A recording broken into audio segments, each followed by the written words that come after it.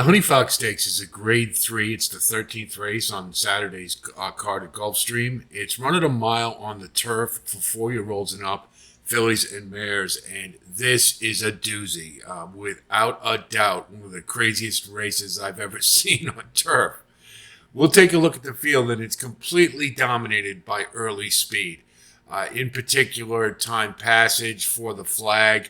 I don't, in a lot of times in these type of scenarios, you think that when there will be a lot of speed, a lot of times they get gun shy and everybody backs off, and somebody can take advantage, get on the lead and wire the field. I don't think there's any way that could happen in this race, because you've got two horses, namely For the Flag and Time Passage, who both want to do the same thing, are most effective getting on the lead and just sprinting away. So we're going to have a ball watching this one. Chili Flag is probably the most prominent horse, coming off of what was an okay effort in the Pegasus World Cup turf, I'd say. Probably a little too, the bar was a little too high for her, but she did run halfway decent. You got Walkathon, who looks to be on the improve, and then we've got Ancient Peace from the Brian Lynch barn, and you just can't throw any of them away. Right now, his barn is just clicking too well. So we'll take a look at him. We'll go through them one at a time. And For the Flag, it needs the lead. He just has to have it. But he looks to have plateaued a bit, and this is a step up. He's going to have a lot of company on the front end, and I don't see him factoring late, so he would be a toss for me. Time Passage seems to be progressing at 4, and any place that is third off, 29% third off the layoff. The cutback does make some sense here, but the problem is just too much other speed that she's going to have to deal with, and I think she'll ultimately be softened up by it. So can't do it. Ancient Peace is the Brian Lynch trainee, and Brian Lynch is red hot at Gulfstream, has been the whole meet. Post is a major issue, of course, especially with For the Flag and Time Passage to the inside. But if this one can work out a trip like she did in her last race, which I thought was pretty good, coming up the rail, closing well, just didn't have quite enough left to get to Walkathon. I think this one can rate. I don't think the lead is imperative, so a stalking trip is more likely. And if you can work out a trip, I think Ancient Peace can factor in this race. Miss Carol Ann has plateaued at lower class levels, and particularly she's really compromised by all the other speed here, and I don't see this step up being one that she can handle, not in this type of scenario anyway, so I'm going to pass on her as well. Be My Sunshine, I tell you, this is the weirdest thing I've ever seen, really. She saved ground in the Endeavor last, and she did have good kick late, but for some reason, and I can't figure out why, I've watched the race a couple times, Edwin Gonzalez pulled her up with about 100 feet to go, deep in the stretch for no apparent reason. And I don't know what it was. I can't see. Maybe he saw something ahead, that a bad step or something. I don't know. But it was just a very, very strange thing to see somebody do in a race. And obviously it cost her any chance. I'm not sure that she was going to win the race, but it was just a very strange thing. She's ultra consistent, and she is improving. She's got good back class. Be My Sunshine, I wouldn't talk anybody out of using for sure, but that last race bothered me a lot, and I just think it was really, really strange. She's going to be hit, should get good position in the 3-hole, being right behind the leaders, and if she's good enough, she has a chance. I just kind of like others better, mainly because of the shape of this race, and I think the price will be a little short, which I don't think you want in a race like this. Expansive, number 4, mildly improved at 3, but when the stakes were raised, she really didn't step it up, and debuted at 4 with a lackluster 4th and an optional claimer that also had Ancient Peace and Miss Carol Ann. So I think this one needs to step it up, and I don't see the potential for a progressive move here, so I'm going to throw out Expansive as well. Walkathon is getting good at the right time, and her class levels keep rising with the race levels. Had a fairly uncontested lead in the Endeavor, though. That's kind of the thing. She's not going to get that situation here. And she was able to hold off Be My Sunshine, though. Again, that was very inexplicable. What happened there? I still am scratching my head on that one.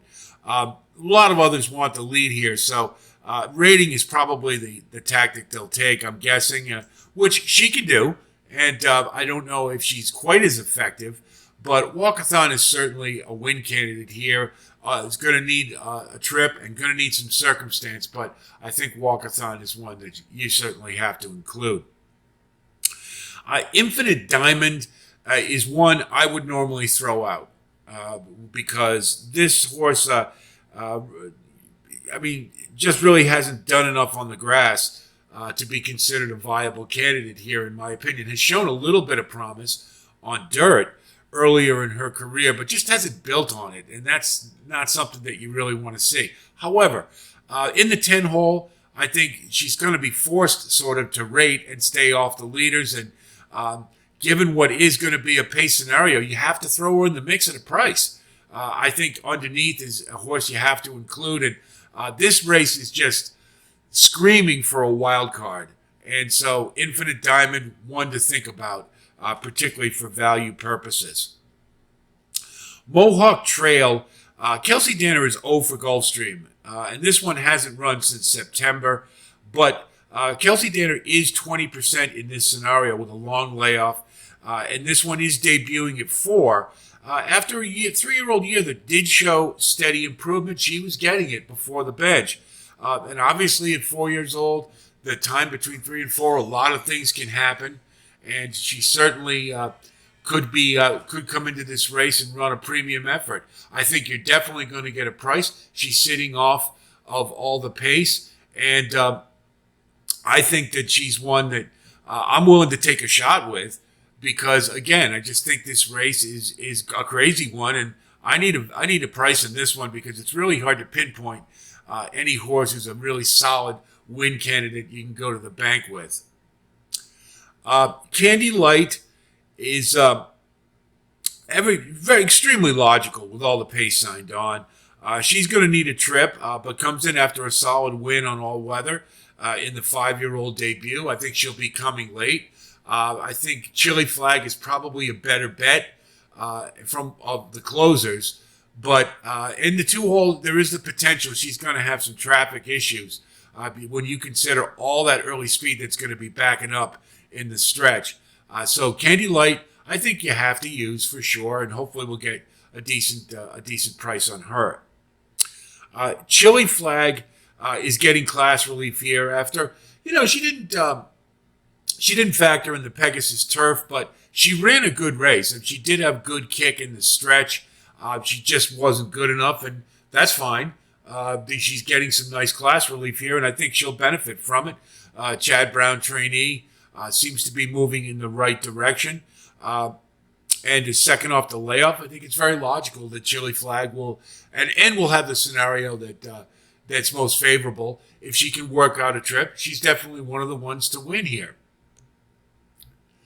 Now, because of the pace scenario here, I took the liberty of drawing up a scenario to take a look and give us a better feel for what this field is going to look like at the break. And I think we have to because it's just such a funky scenario. And as you can see, there's a lot of horses who are going to be wanting to be up and near the lead. Most notably, the 7 and the 4, the Flag, and Time Passage. I think they have to go. They really don't have a choice. And if that's the case, both of them, the way they run, you're definitely going to have a hot pace scenario. So it's going to be dominated on the front end early. And you can see that the 2 and the 6 and the 8, as well as probably the 10, will all be saving ground behind them. And then it's going to be a question of who gets the trip. So if we take a look at our wagering strategy, given the nature of this race, the shape of it, it's very hard to throw out any late runner, and I'm not going to. I'm going to use them all. And I'm going to take a stab with Mohawk Trail. I think there's a potential for upside. There's a potential to run a big race. Moreover, I don't think she's going to be quite as far back as Candy Light or Chili Flag or even probably Infinite Diamond, which may give her tactically a jump on the others as the front runners back up. And so I'm going to take a shot at a price. I think this is the kind of race you absolutely have to. So we're going to key box the 8 with 2, 6, 10, and 11. We're going to take all the late runners. And then we're going to box 6, 8, and 11. We're going to throw Ancient Peace on there because Brian Lynch's barn is just too hot right now to throw out. And we'll throw in Chili Flag because, she is the most logical for sure. But this just has the feel of a race that's going to come up with a wild card finish. Trifecta, we'll take our stab. We're going to put the 8 on top with 2, 6, 10, and 11. And hope for the best there. If you want to throw in Walkathon, I wouldn't blame you. You could even throw Walkathon in the exacta. But I just have a feeling because she is more comfortable all alone in the lead, which will not happen here, that maybe she won't run her best race. So we'll take a shot. We'll keep our fingers crossed and hope for the best. I would go for a price, the best price you can possibly get for this one because it is a wild one.